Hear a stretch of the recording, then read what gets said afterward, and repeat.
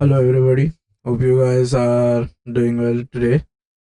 So we would be continuing our journey with Node.js. In previous lectures, we learned about like what Node.js is in actual reality, and what is the use of V8 engine, and why why why was Node.js project started, who started it, and all the controversies behind the project. Like Randall was the initiator, and then the npm package manager, how did that came come into existence.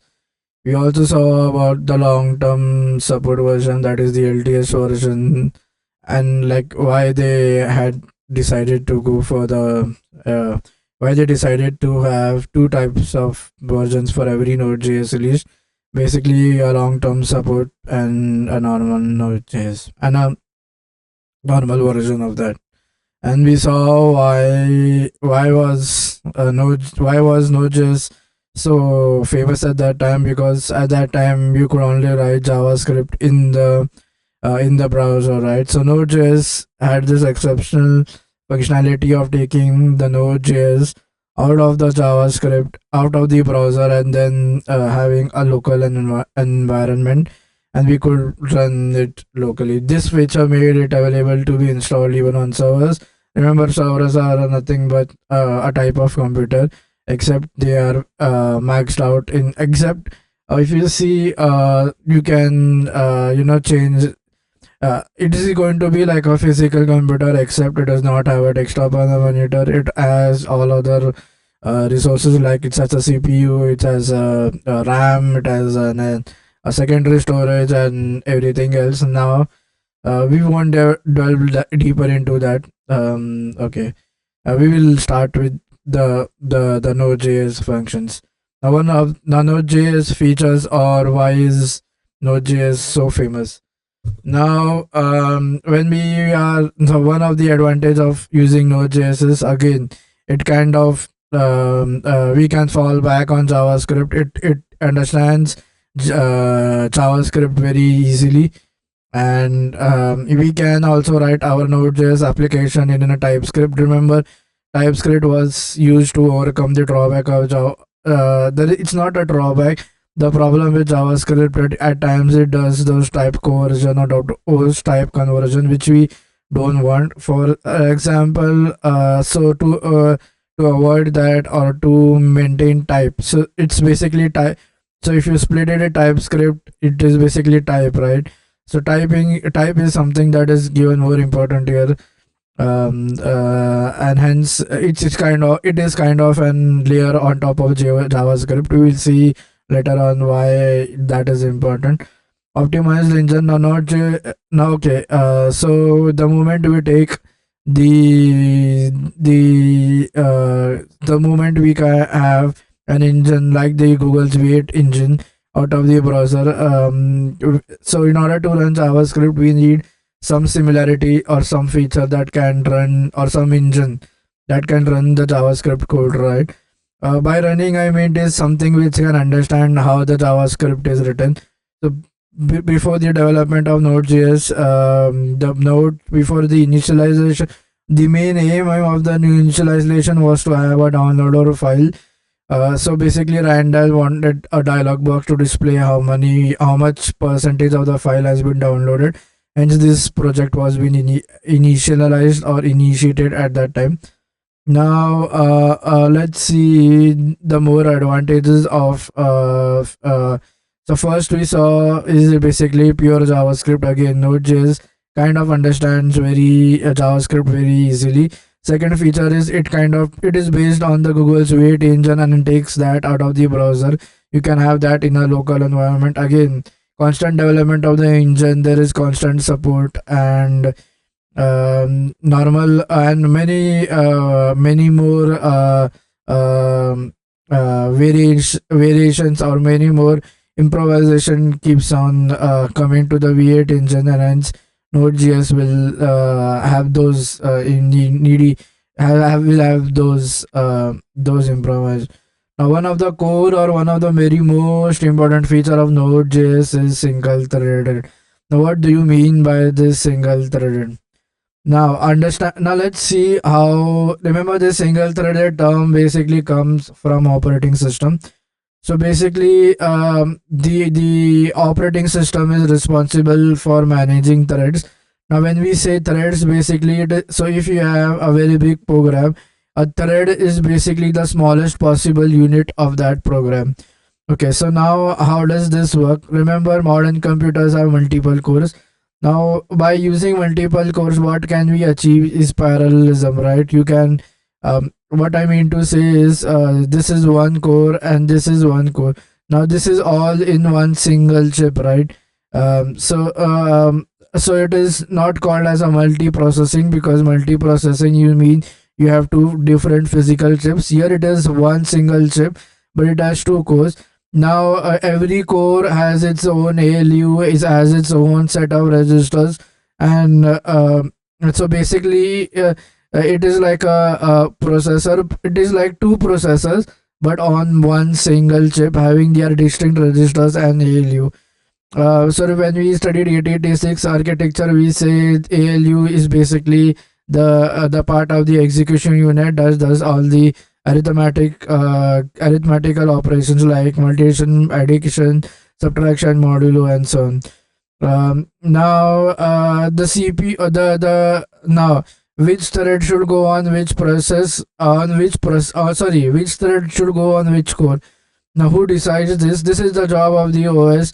Now, the OS will work in such a way that it will make sure that the CPU time is not being wasted. And what it does is it kind of uses some scheduling algorithm.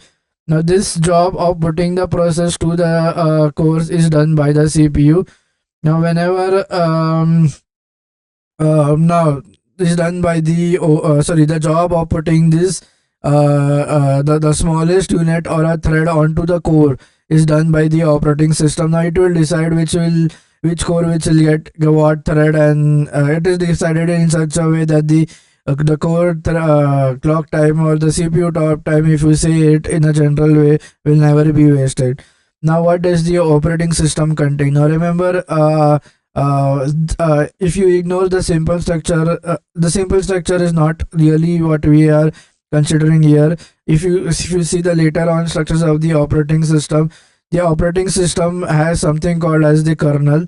The kernel is considered to be the heart of the operating system. Remember, if there is any if there is any program that is going in the kernel and causing an issue, the entire OS operating system will not work. Now what does this kernel do? Now it kind of handles some important functions. Now when you come to with respect to kernel, what are the important functions? Now one of them will be memory management, handling the IOs, for a file management. Now which again we said, which process will get which core and for how much time, that is again taken care by that is again taken take care by the kernel. So basically, after the below the kernel you have the physical hardware access. Now and in the later operating system we studied that the whole operating system has been divided into two modes. Some one mode is called as the privileged mode. Now this mode is something which the user can access, and for example our GUI again, it is present in the privileged mode, right? The user can have access to it. Now when we come to the non-privileged mode, the kernel is present here. That means the normal user cannot directly pass through to the kernel.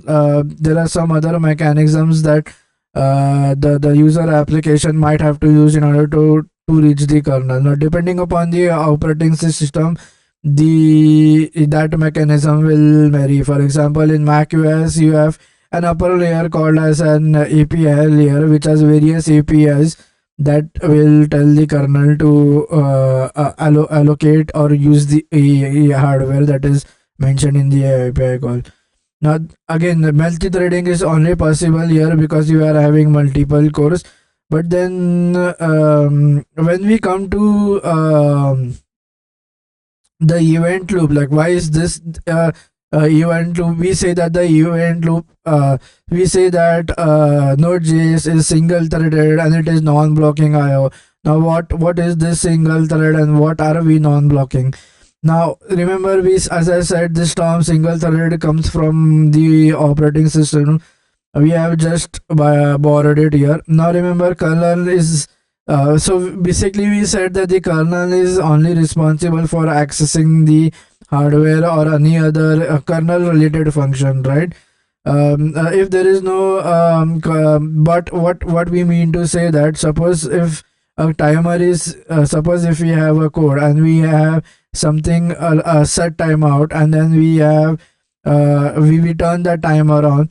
Now that timer management is not done by the OS, right? The OS will only uh, um, uh, work when the hardware or any other IO devices is needed, right? It only comes at that process when the information has already been passed, and now we want the kernel to access the hardware. That is when the hardware comes into loop. So who does the set timeout management? Now that management is taken care of by the event loop. Now the event loop will work in sync with the operating system when it needs the IO networking functions, or when CPU time is needed, or when another core kernel function is needed. Now to understand it further, now let us see how does a console log statement work. Now remember, this console log is basically a standard JavaScript function which is used to print the messages on the standard output. Now, the standard output is generally considered as the terminal or the console. Now, it is a synchronous operation. Now, what is this? We will see later on. We will see later on what happens. Now, then we say, does this need CPU time? No. Now, when we do console log, it uses CPU time, but it is not that the CPU is going to interpret. What happens is the JavaScript engine, or now when we use JavaScript on Node.js, the Node.js engine, it will prepare the message to be printed. Now, for example, it will convert the strings into a suitable format for our output. Remember, terminal, they have different types of output, right? ASCII and many more. So we need to prepare that output. Now, once that message is being parsed and we have the suitable output, then we give it to the Node.js runtime. Now, this Node.js runtime has something called as an event loop, which is then responsive, which then contacts the operating system, that's saying that now I need to print something on my terminal. Remember, terminal comes in IO operation. So then the kernel will then make a system call to the standard output, and then it will print it. Now this only low level handling is when the kernel or the operating system comes into existence. The process of converting that console log into a suitable readable format, that is all taken care of by the Node.js runtime. Now the OS only will schedule when we need to execute that system call, right? Now then we say when it will get the CPU time. So right now the kernel has only contacted the IO and said that there is some printing that you need to do. Now this has to be passed to the CPU. So then the OS schedules this task in a task manager. You see a task manager over here.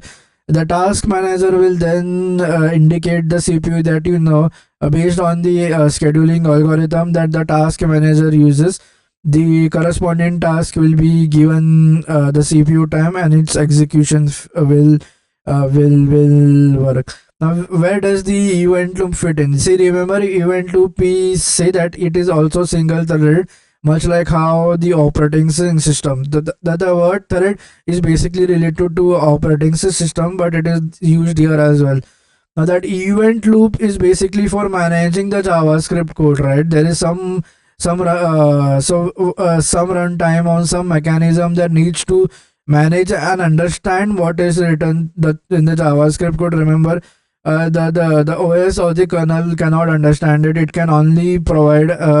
It will only come into existence when it kind of needs some functions of the kernel. For example, either it can be many. One of them maybe when it needs to be scheduled, when it needs a file IO or a read write operation, or when it needs to access some peripherals that are connected.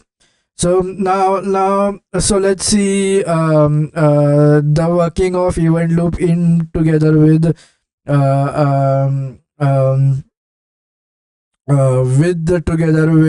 our kernel and OS. Okay, now what happens is, now what is this event? Now why do we have an event loop? Remember, when you are browsing a browser, you are going to make API calls, you are going to do lots of crazy stuff, right? You need some loop to keep track of it, or some process to understand what is happening there. For that purpose itself, we have something called as an event loop. Now it is because remember, this is also much like an event when you uh, um, uh, why do we say it as an event loop? Um, um, like um,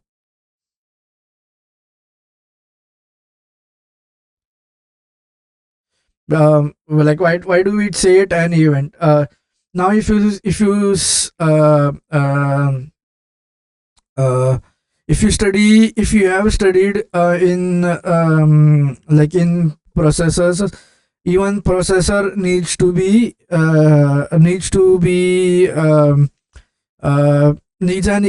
even processors work have an event driven architecture.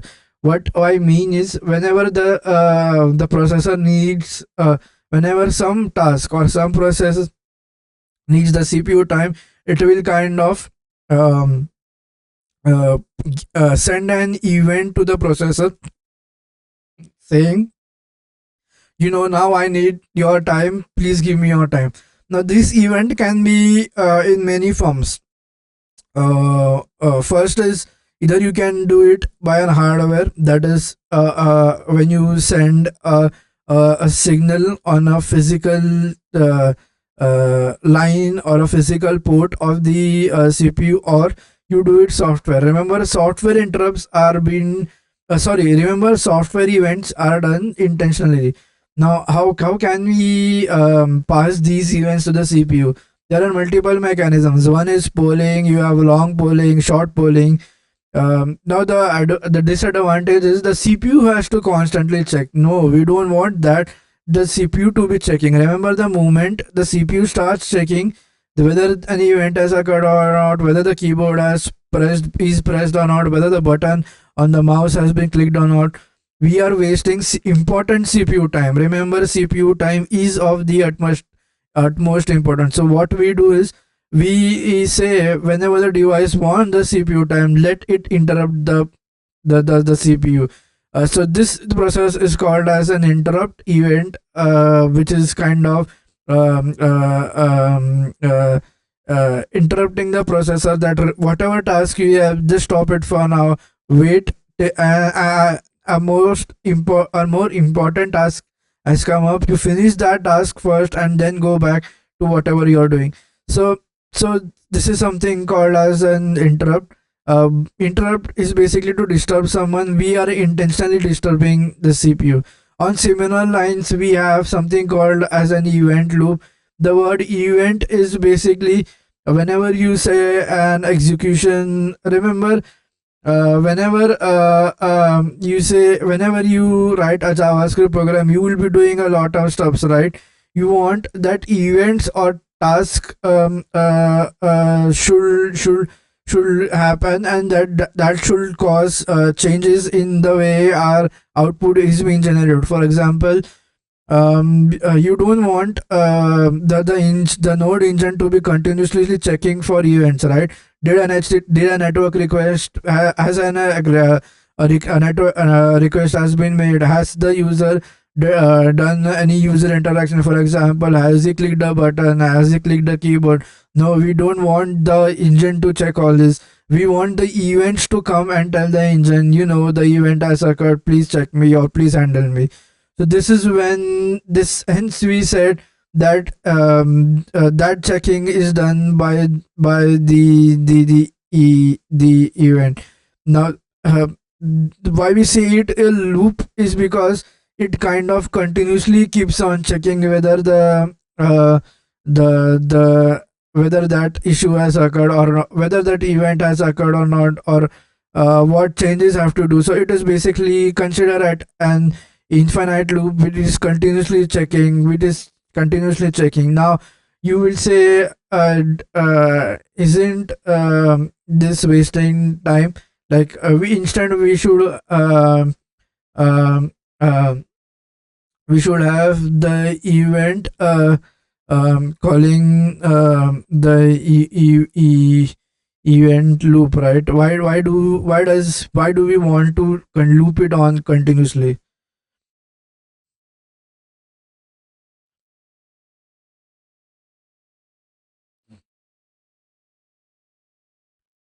We'll see, like we like, why is that happening? Remember, um um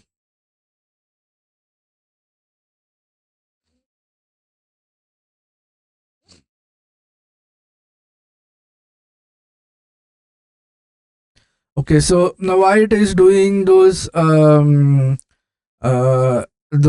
do you say, why it is running continuously? Remember, so whenever we check for buttons or when we do certain event, now these are asynchronous in nature. Now,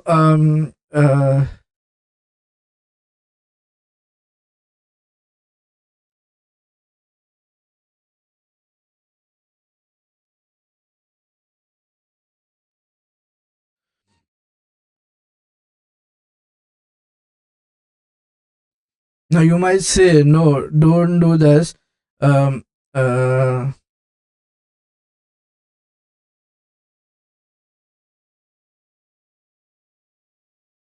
you might say use interrupt. Remember, interrupts are very low level, right? Those can be, it is in available in low level or hardware driven environments, and if this event loop is something like a software, it's a software construct, like it's not uh,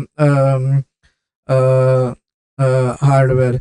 Now, an event loop is now, what is the reason why we say like use event loop and not use interrupts? Now, remember, although interrupts are very benefit, they have a lot of benefits, but then the problem here is, remember, we want the loop to be as simple as possible, right? So looping the event is very simple. It is very predictable. Users can understand what can happen. Second thing is, we do not directly need to access the hardware, right? Hence we do not need the interrupts. The third condition is, again, interrupts will lead into risk conditions if they are not managed in multi-threaded environments. Now we don't want this to happen. Now this is taken care by the event loop, so that instead of getting those race conditions, we kind of process tasks in a sequential manner. Now, it is lightweight, again, as I said, it is very easy, everyone can understand, and it is very efficient. Now whenever an interrupt comes, remember, the current execution will be blocked. We don't want that to happen until the ISR of that interrupt has been completed. Now what is an ISR is basically a function to handle an interrupt.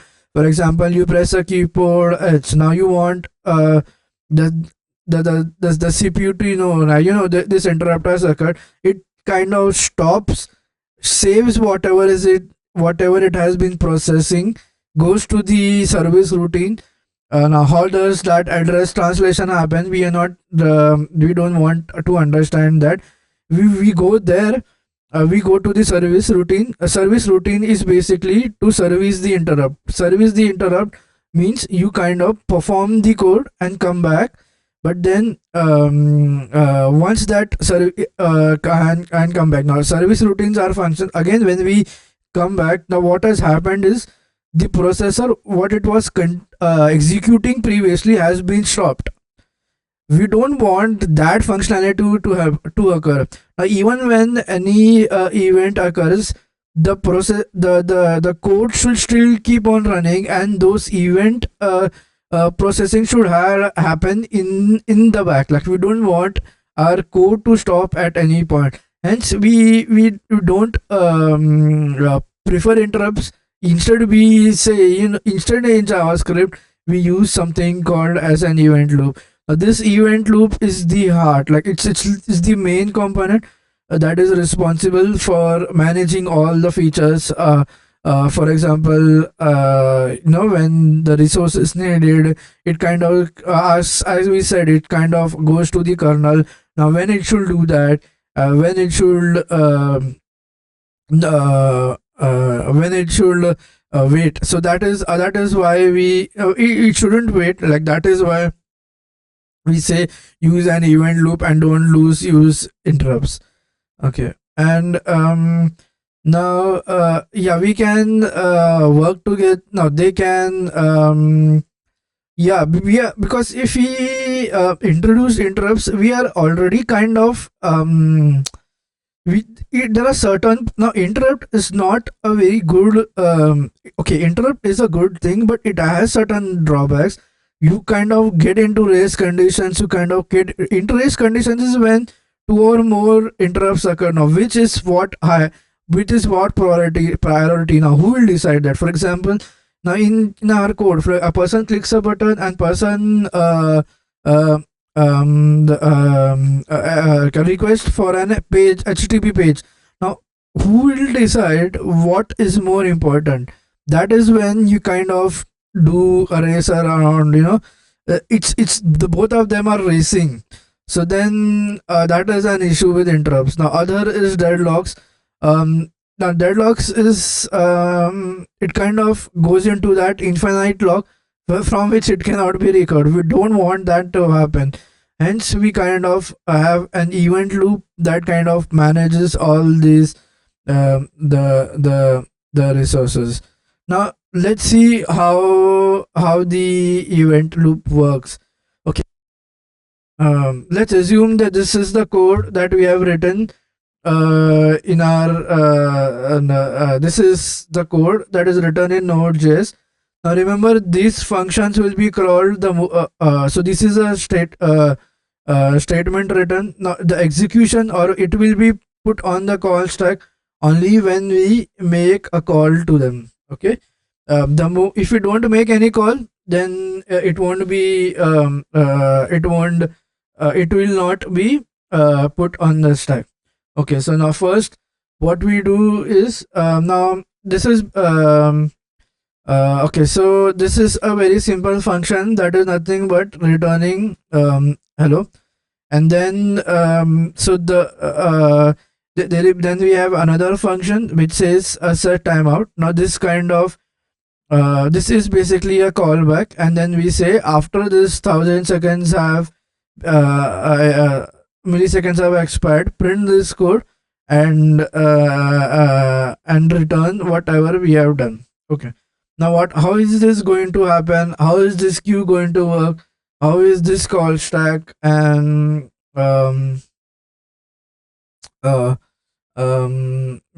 let's see in it. Let's see in some details.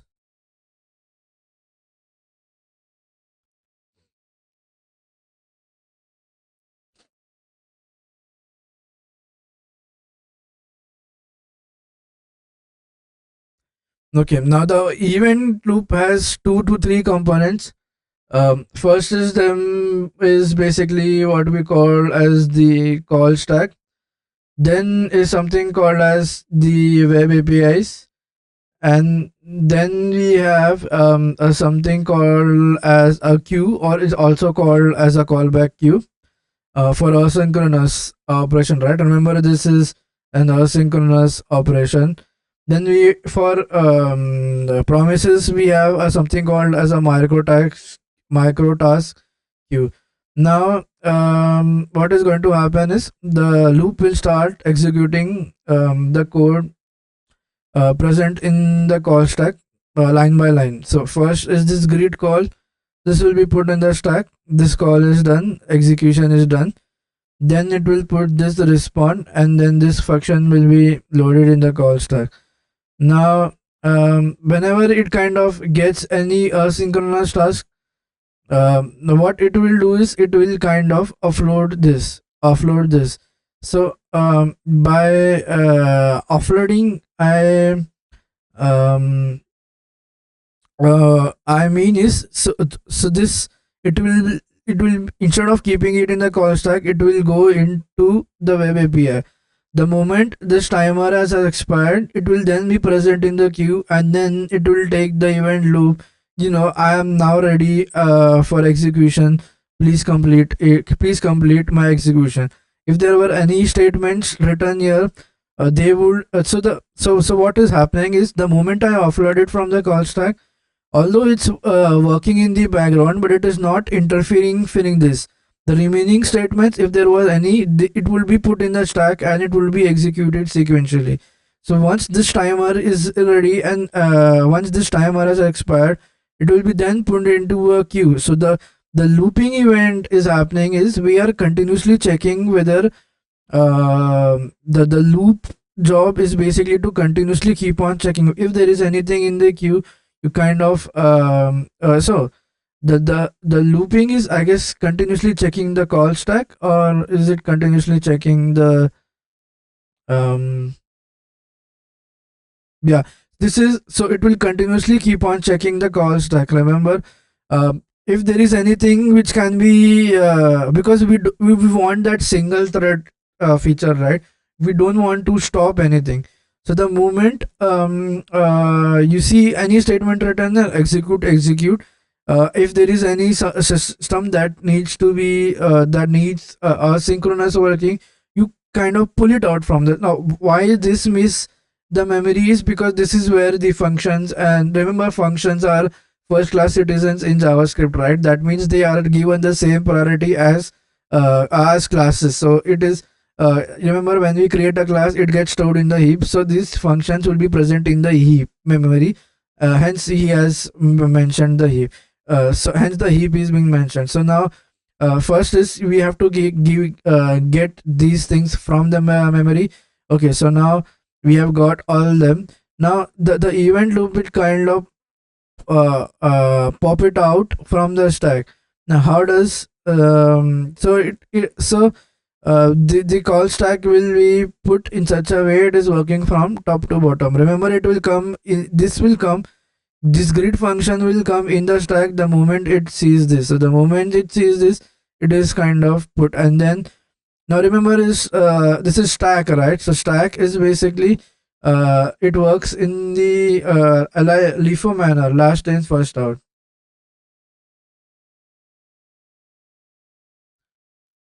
So although greet was seen first, it has been put last because this is a stack. So first greet was put, and then on top we have put this response, and then if you have any further statements, that will be put on top of this stack.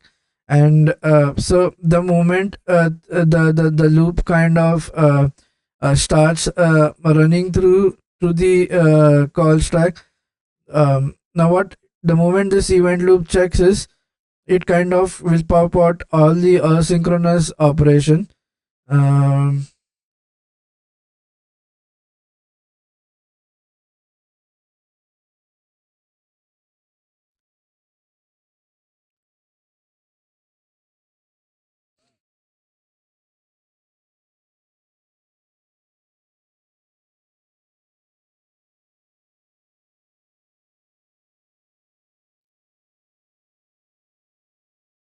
yeah, so although we have a LIFO manner, the event loop will always work in first come first basis. That means this greet has come first, so you execute the greet first.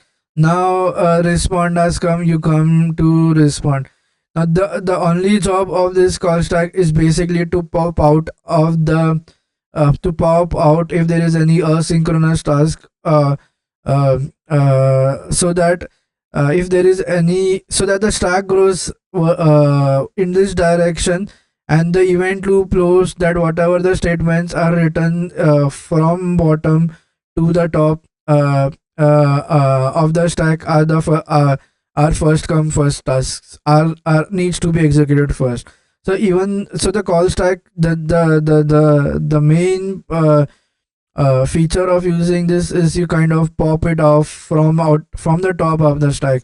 That is because if there is any statements further, they will still be present in the stack. However, this would come be popped out.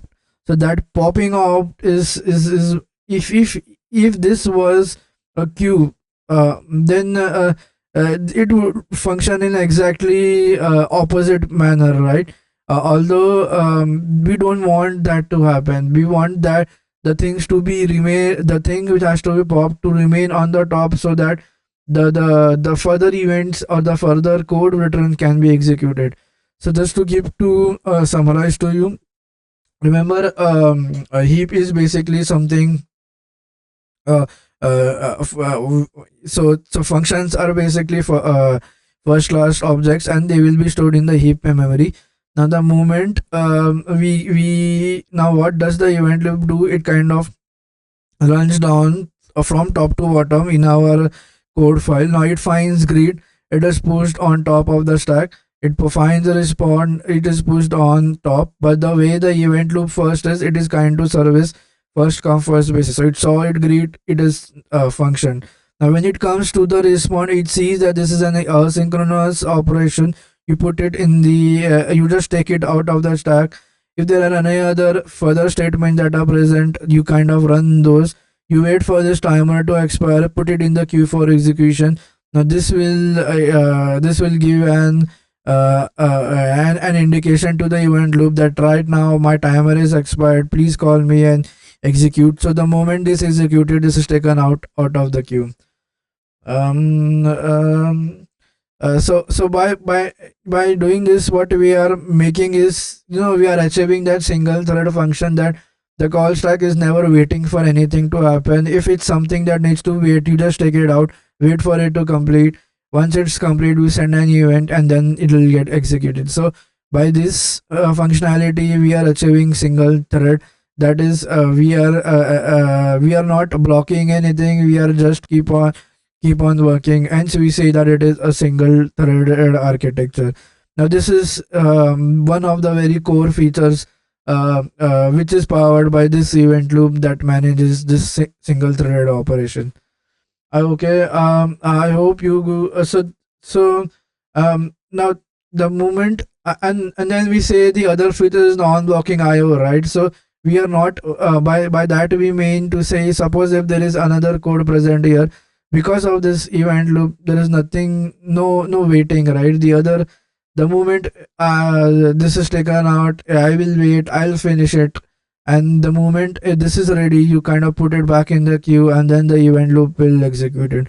So there is no waiting around which happens here. So that is same like in CPU. Our main goal was never to wait for anything, keep the CPU as busy as possible, so that scheduling is done by the OS. Now we also know how, we also understood how this event loop comes into the kernel. Remember, kernel is a part of the OS, it is the heart of the OS. It is only called in when we need the OS features such as file management, or when we are doing reading, writing, or something else. Remember, when we write console.log, we are not calling the CPU, we are still waiting for the engine to decode it until that stage when it is ready, and when it needs the CPU time. That is when the kernel says you to print, like when it is made available in the specific character that the display accepts. Now once that is being ready, then the kernel will call the processor and say, now give it time for execution, which once that execution is complete, you will see the output. The kernel will then remove that process, and then based on how the scheduling algorithm is, it will start scheduling other processes. This is also called, this is now because of multi-cores, we say we can do parallel processing, and then we have multi-threading, right? But if you have a single core, a single processor, it's a single threaded stack. So that threaded word comes from the operating system, because the way this event loop is defined is never to stop. You keep on executing. If there is any async operation, pop out from the stack, put in the API. Now remember, this has to be the stack and this has to be the queue. If it cannot be in vice versa order, because again, that will kind of be absurd, right? For example, if you are calling a set timeout and may have an HTTP request, if you put up in a queue, the queue, the top of the stack is being always worked on, right? So this would be, there would be some other event pushed on top of that. We don't want to happen. We want first come first service. This came first, you service me, and then you service what is next. Even if you see over here, even although the stack is in the leaf order, but here the servicing will occur in the first come first way. So the event loop will read from the bottom and not from the top. um uh okay.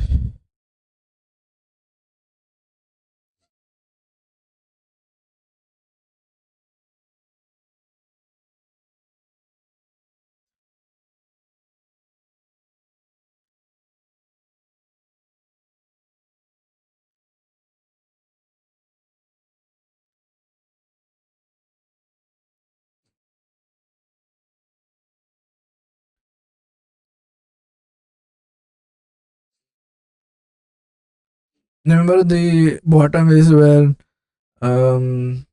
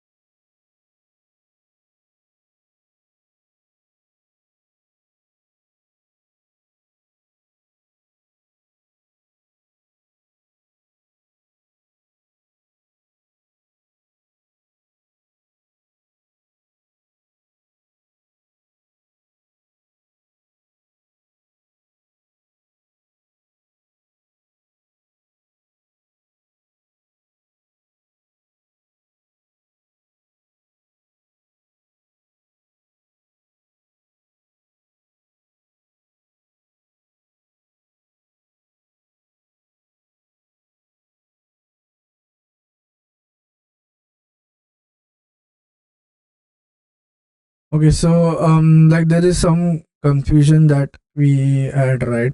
This kind of works in an LIFO principle. um okay, so what happens is, now the event loop kind of checks whether it's a synchronous or asynchronous operations. If it's an asynchronous operation, remember, the moment this calls, this gets placed on the stack. If it's an synchronous one, it kind of executes it there and there, and then it places the respond on top of it. Now this top says that this is a async, right? So then it is popped out from the stack, placed into another location, and then it is given into the queue. So this, it's very important that we have a stack here and not a queue, because the current operation, if you need to pop, it has to be on the top and not on the bottom. The bottom ones will be if it's a synchronous, it will be executed there and there itself. It will not wait for. But what will happen is when we come to the queue, the queue will say whatever has expired first, you execute it, hence it will be a first come first basis. It's not that. So the first come first basis is for the queue over here, so that the whatever has expired first, you finish it. Um,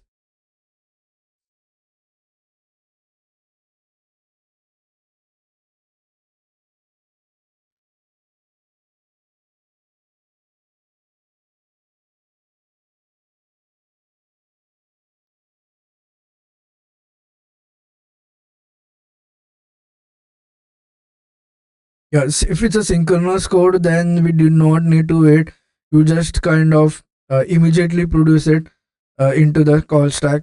Um, uh, So this will be blocked until this synchronous function. The new won't be popped in. So once you get respond, we say okay, this is our thing. You put it out. Then we get suppose something which is asynchronous. You kind of finish it there and there itself. So so the way that LIFO manner is working is it kind of the event loop checks the call stack whether it's asynchronous or asynchronous.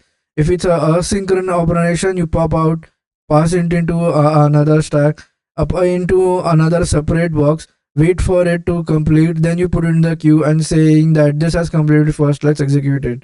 So that is how this whole thing is even though it's a reform manner, still so that first come first out is basically for the async operations that we need to do, right? We just need to get them out. So like I did mention previously that it takes the for the first in first out here. No, this the way it kind of works is here is it checks whether it's synchronous or asynchronous. Now the moment this function is put in the stack, if it's asynchronous, this call stack will execute it, pop it out, put respond in, wait and check if this is asynchronous. If it is asynchronous, put it in another. In the meantime, you kind of have some other code which is asynchronous being put on the top, execute the top. The moment this expires, it is posted in the queue, and the queue is maintained here so that to indicate that this was the first event that has expired. You come here and execute it, and then the first in first out basis is on the queue or on the task. It's not on the stack. I guess that's all for this lecture. See you guys in the next one. Till that time, take care. Bye bye.